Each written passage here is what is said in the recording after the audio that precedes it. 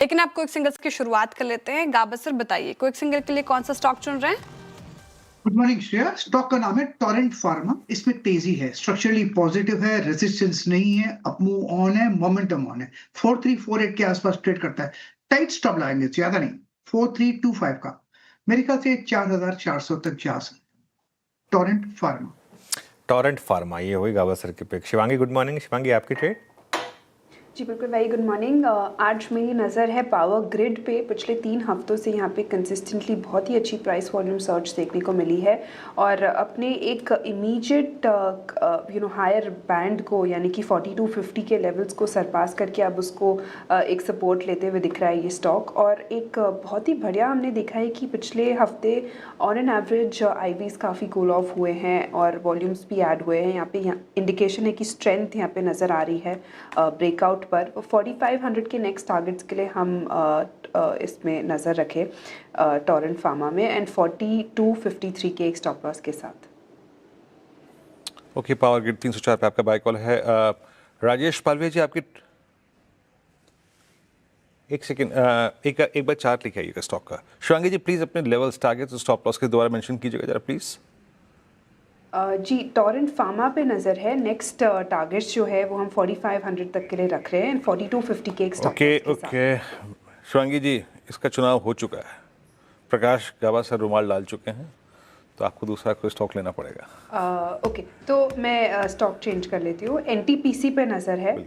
Stock में जो है हम consistently high top high bottom weekly basis पे देख रहे हैं और पिछले 3 दिनों से काफ़ी अच्छी हमने स्टेबिलिटी देखी है स्टॉक में, तो यहाँ पे हम नज़र रख रहे हैं। नेक्स्ट जो टारगेट्स है वो राउंड अबाउट 390 के यहाँ बनते हुए दिख रहे हैं, 368 के एक स्टॉप लॉस के साथ।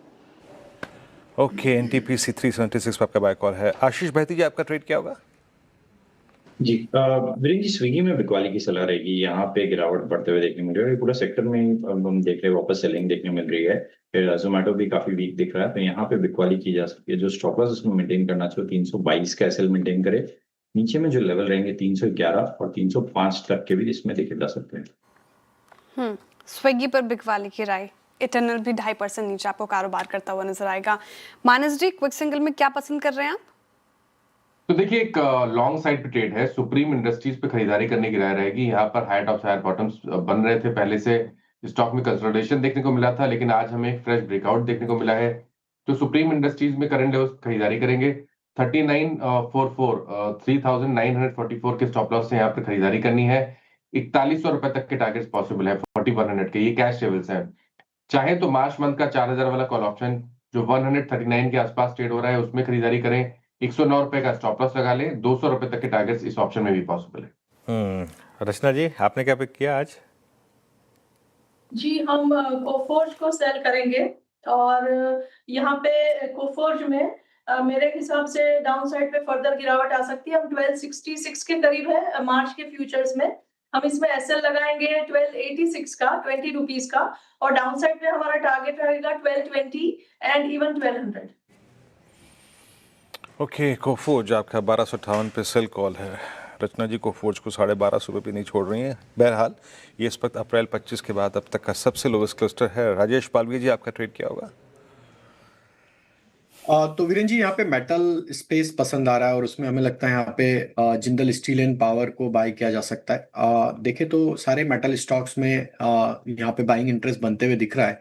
तो अपसाइड के target Jindal steel and power के हम एक्सपेक्ट कर रहे हैं आना चाहिए करीब 1245 1250 की तरफ। On the down side stop loss suggest करेंगे करीब 1208 के आसपास। ओके, चलिए मीन वाइल एक बार आप लेकर आइए गेल का चार्ट, क्योंकि आज जो सुबह लक्ष्मण जी ने स्टोरी ब्रेक की थी एसेट मोनेटाइजेशन की, उसमें सबसे जो इंटरेस्टिंग मामला था वो गेल का था। क्योंकि गेल के केस में 2 डेवलपमेंट्स हैं। गेल गैस का आईपीओ वो भी आएगा और इसके अलावा गेल की जो होल्डिंग्स कंपनीज हैं उनकी भी लिस्टिंग की तैयारी हुई। तो ये एक स्टॉक है जो इस समय ग्रीन में आपको दिखाई देगा। आप इसके अलावा और क्या अच्छा कर रहा है या और क्या बुरा कर रहा है, दोनों बात कर लेते हैं। तो इस समय क्लियरली आईटी पर प्रेशर है और यही सबसे ज़्यादा दिक्कत भी डाल रहा है। परसिस्टेंट क्लियरली आईटी का सबसे वीक काउंटर है। हमने बात भी की थी चैट जीपीटी 2 में कि सबसे ज़्यादा हाई बीटा स्टॉक है। अगर आईटी में स्ट्रेंथ आती है तो सबसे पहले परसिस्टेंट भागता है, वीकनेस आती है तो सबसे पहले परसिस्टेंट गिरता है, और आज फिर ये स्टॉक करीब करीब 3% नीचे। गौरांग जी, परसिस्टेंट खरीदेंगे इस लेवल पर? तो अनुज भाई, पहले खरीदारी की राय थी, हमारे लक्ष्यांक आने के पश्चात हमने आगे हमारी कवरेज बढ़ाई नहीं, तो फिलहाल कवरेज नहीं है। लेकिन हाँ, आईटी क्षेत्र पर एक टिप्पणी बिल्कुल करना चाहूंगा कि जो भी खबरें आ रही हैं और जो भी गतिविधियां हो रही हैं उसको लेकर के छोटी से मध्यम अवधि के लिए पूरे आईटी क्षेत्र पर दबाव रह सकता है।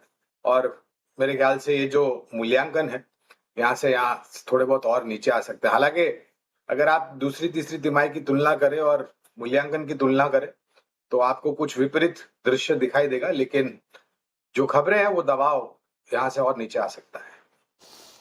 और नीचे आ सकता है, तो फिलहाल कॉशियस व्यू ही रहेगा आईटी पे। 2.5% नीचे इंडेक्स, ये काफ़ी पेन में नज़र आ रहा है। लेकिन कुछ काउंटर्स जो अच्छा परफॉर्म कर रहे हैं ऐसे मार्केट में भी, और एक बार रखिएगा एबीबी 1% ऊपर, और इसके रिजल्ट के बाद एक अच्छी तेज़ी देखने को मिली थी। हालांकि कॉन कॉल के बाद थोड़ा सा फिसला था, लेकिन आज फिर से संभलता हुआ एबीबी इंडिया। इस पर चार्ट चेक लेना चाहूँगी। शिवांगी जी, एबीबी इंडिया का चार्ट आप देखिए और बताइए आज के लिहाज से चेज़ करना चाहिए? जी श्रेया, एबीबी की अगर हम स्ट्रक्चर को देखें तो लगातार पिछले 15 दिनों से कंसोलिडेट किया है ये एक बैंड में। लगातार हमने देखा है कि लोअर जोन्स पे सपोर्ट पे स्पाइंग इंटैक्ट है, बट कहीं ना कहीं फॉलो अप मिसिंग है। हमने देखा कि पिछले 2 दिनों में भी स्टॉक जो है 6250 के लेवल्स को सरपास करके होल्ड नहीं कर पाया वहाँ पे। तो थोड़ी बहुत अपसाइड हम देख रहे हैं कि अभी भी कैप्ड है और फॉलो अप रिक्वायर्ड है एक अच्छे डिसाइसिव मूव के लिए। पर अच्छी बात यह है कि सपोर्ट लेवल्स पे काफ़ी स्ट्रॉन्ग बाइंग है, तो यहाँ पे सपोर्ट्स इंटैक्ट रहेंगे 5900 तक के लिए, एंड अपसाइड जो है वो हम वापस 6200 तक के अटेम्प्ट्स देख सकते हैं स्टॉक में।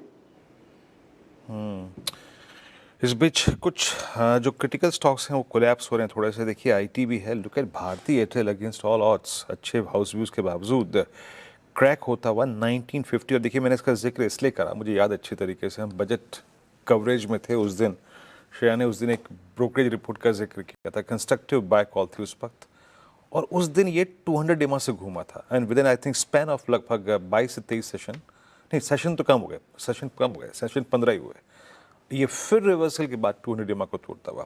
मानस, आपकी क्या राय है? It's second time violation of 200 Dima भारतीय एयरटेल पर, आपका टेक इस पे? देखिए पैटर्न तो नेगेटिव है, क्योंकि स्टॉक लगातार कोशिश कर रहा है 10 डे 20 डे मूविंग एवरेज के ऊपर सस्टेन होने के लिए, लेकिन ऐसा हो नहीं पा रहा है। अब इम्पॉर्टेंट ये है कि अगर ये 200 डे मूविंग एवरेज के नीचे फिसल गया, जो कि आई थिंक 1950 के आसपास है, तो 1950 के नीचे फिसला तो वापस प्रीवियस लो जो कि 1900 रुपए है वो टेस्ट होने की कोशिश करेगा स्टॉक। ट्रेंड नेगेटिव है, खरीदारी केवल 2060 के ऊपर करेंगे, और अगर आपके पास लॉन्ग पोजीशन है तो कभी भी कोई बाउंस बैक पे निकलने की कोशिश करें। ट्रेडर के तौर पे एक सेल रिकमेंडेशन है, 1980 के स्टॉप लॉस से बिकवाली करने का ट्रेड लेना है, 1900 रुपए तक के टारगेट्स पॉसिबल है।